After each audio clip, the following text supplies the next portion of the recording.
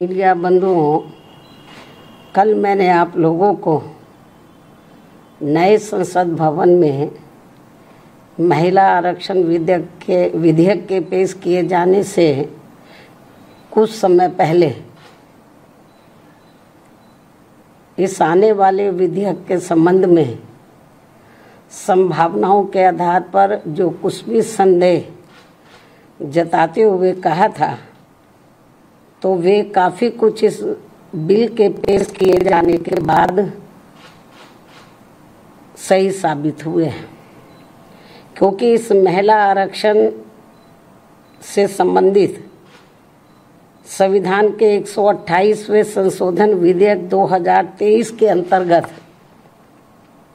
देश में लोकसभा व राज्य विधानसभाओं में भी 33% महिलाओं को आरक्षण दिए जाने के कुछ प्रावधान इसमें इस प्रकार से बनाए गए हैं, जिसके तहत अगले काफ़ी वर्षों तक, अर्थात लगभग 15-16 वर्षों तक, यानी कि कई चुनाव तक देश की महिलाओं को ये आरक्षण प्राप्त नहीं हो पाएगा। और इस विधेयक में ऐसे जो प्रावधान रखे गए हैं, तो उनका मैं यहाँ उल्लेख करना बहुत ज़रूरी समझती हूँ। और इस संशोधन विधेयक के तहत इस महिला आरक्षण विधेयक के पास होने के बाद पहले पूरे देश में जनगणना कराई जाएगी। जब ये बिल पास हो जाएगा हाउस में, पार्लियामेंट में, तो पास होने के बाद पहले पूरे देश में जनगणना कराई जाएगी। पास तो हो जाएगा ये, लेकिन तुरंत लागू नहीं होगा। और पास होने के बाद पहले पूरे देश में जनगणना कराई जाएगी। और जब ये जनगणना पूरी हो जाएगी, तो तब उसके पश्चात ही पूरे देश में लोकसभा तथा राज्य विधानसभाओं का परिसीमन पुनः कराया जाएगा। इसके बाद फिर परिसीमन होगा, सीटों का कराया जाएगा। और उसके बाद ही तब ये महिला आरक्षण संबंधी संशोधन विधेयक लागू होगा। और ये बात भी किसी से छिपी नहीं है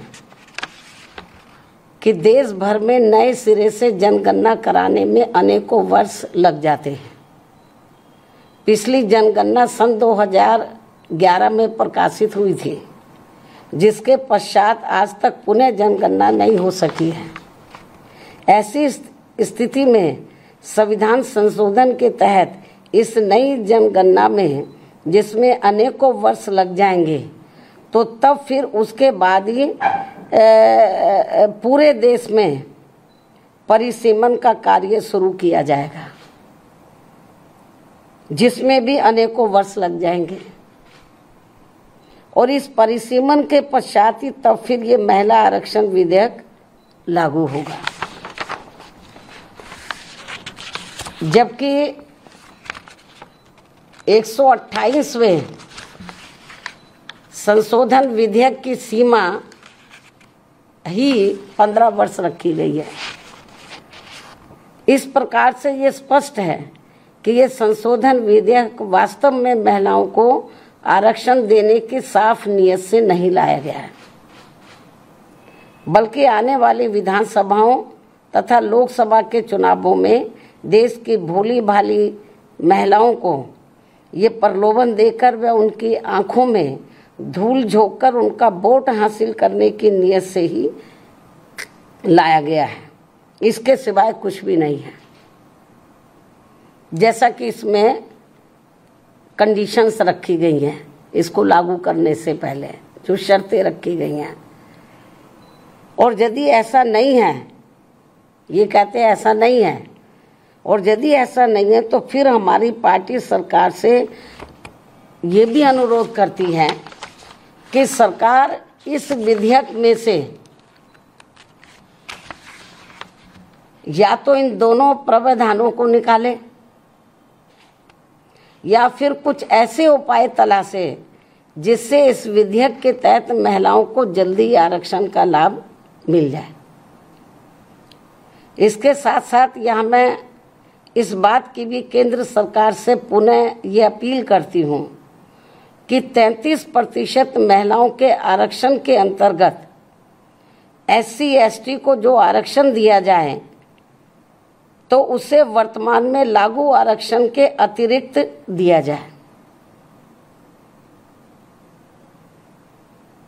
यानी कि जो पहले से इनको SC/ST को जो आरक्षण मिल रहा है तो जो इनको 33% SC/ST की महिलाओं को जो आरक्षण देना है, तो अभी तक क्या इसमें व्यवस्था है कि जो पहले से इनको SC/ST को मिल रहा है तो उसमें से 33% इनको दिया जाए महिलाओं को, और उसको 33% में जो अब लाया जा रहा है, इंक्लूड किया जा रहा है, इससे हमारी पार्टी सहमत नहीं है। बल्कि इनको ये आरक्षण अलग से दिया जाना चाहिए, 33% में दिया जाना चाहिए। इसके साथ ही देश की OBC वर्गों की महिलाओं का भी इस महिला आरक्षण विधेयक में अलग से आरक्षण का कोटा सुनिश्चित किया जाना चाहिए। जो सामान्य वर्गों की महिलाओं की तुलना में ये अभी भी काफ़ी पिछड़ी हुई हैं, और यदि इन सभी वर्गों की महिलाओं के आरक्षण के मामले में, यानी कि SC/ST और OBC की महिलाओं के आरक्षण के मामले में मेरी इस अपील पर सरकार अमल नहीं करती है, तो भी हमारी पार्टी इस बिल का इस खास बात को ध्यान में रखकर समर्थन करती है कि देश में पुरुषों की तुलना में सर्व समाज की महिलाएं अभी भी काफ़ी पिछड़ी हुई हैं। ये वीकर सेक्शन की तो पिछड़ी हैं, लेकिन पुरुषों की तुलना में जो सामान्य महिलाएं वो भी काफ़ी पिछड़ी हैं।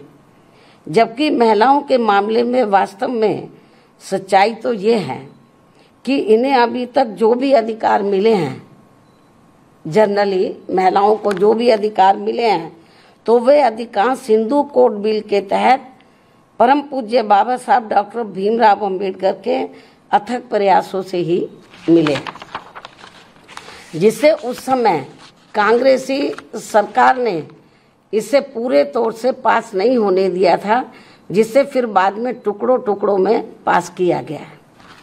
इतना ही नहीं, बल्कि इन वर्गों की महिलाओं को अलग से आरक्षण दिए जाने के मामले में पूर्व में केंद्र की रही कांग्रेसी सरकार द्वारा लाए गए बिल में भी इसकी व्यवस्था नहीं की गई थी,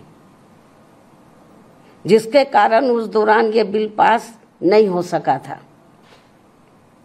लेकिन अपने राजनीतिक लाभ के लिए अब इस पार्टी के भी नेता, यानी कि कांग्रेस पार्टी के भी नेता, इन वर्गों की महिलाओं को अलग से आरक्षण दिए जाने की बात कर रहे हैं, वकालत कर रहे हैं। इससे साफ जाहिर है कि देश की महिलाओं को लोकसभा व राज्य विधानसभाओं में इनको आरक्षण देने के मामले में बीजेपी व कांग्रेस पार्टी एंड कंपनी के लोगों की पूरे तौर से नीयत साफ नहीं है, और ये सभी पार्टियां इसकी आड़ में केवल इनका वोट हासिल करने के लिए अपने अपने स्वार्थ की राजनीति कर रही हैं और कुछ भी नहीं। इसलिए देश की महिलाएं ऐसी सभी पार्टियों से जरूर सावधान रहें जिनसे इन्हें कुछ भी हासिल होने वाला नहीं है। इन्हीं जरूरी बातों के साथ ही अब मैं अपनी बात यहीं समाप्त करती हूँ। धन्यवाद।